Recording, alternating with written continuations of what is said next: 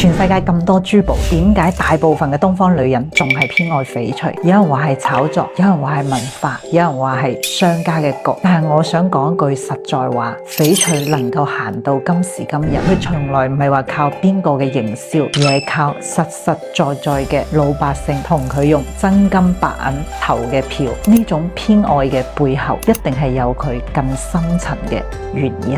翡翠到底靚喺邊度？10幾年我琢磨出嚟嘅就係喺呢兩個詞：變化同包容。西方珠寶佢更追求嘅係恒定，譬如我哋知道嘅鑽石嘅光芒啦，紅寶石嘅顏色係嗰種用等級已經界定出嚟嘅一模一樣嘅嘢。但東方人追求嘅係咩呢？易經裏邊就講到唯變所適，我哋相信變化本身先係最真實嘅永恆同存在，而翡翠啱好又好匹配。嗱，點解咁講呢？同一塊翡翠，你早上去睇佢，同埋挨晚去睇佢，佢嘅光感就唔一樣。戴咗3年同戴咗30年，佢嘅水頭同埋味道更唔一樣。更唔好講好多朋友分享過嘅，佢身體有變化，戴喺手上嘅手鐲或者係翡翠咧，都會隨住變化啦。所以佢喺度變，你亦都喺度變，大家一齊變，呢個先係叫陪伴。懂變化嘅人先懂翡翠，懂翡翠嘅人先懂生活。呢個就係我講嘅包容。咁再講包容啦，嗱，你睇睇翡翠嘅顏色，紅色、黃色、綠色、紫色、藍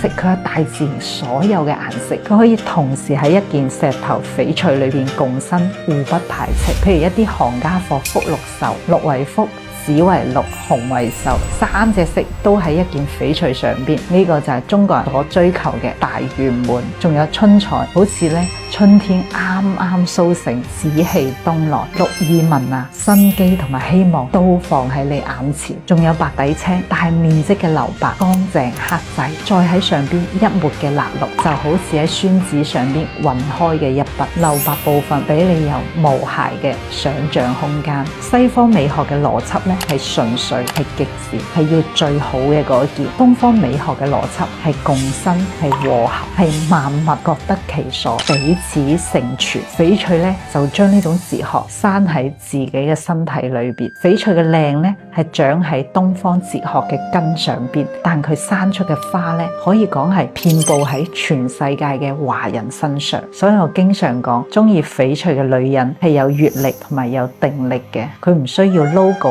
嚟證明身價，唔需要故事嚟打動自己。佢揀珠寶嘅時候，更在意嘅係佢內在嘅質地同美好。話時話，你第一次被翡翠吸引係咩時候？不妨喺評論區同大家交流一下。關注錢錢請翡翠，踩慳。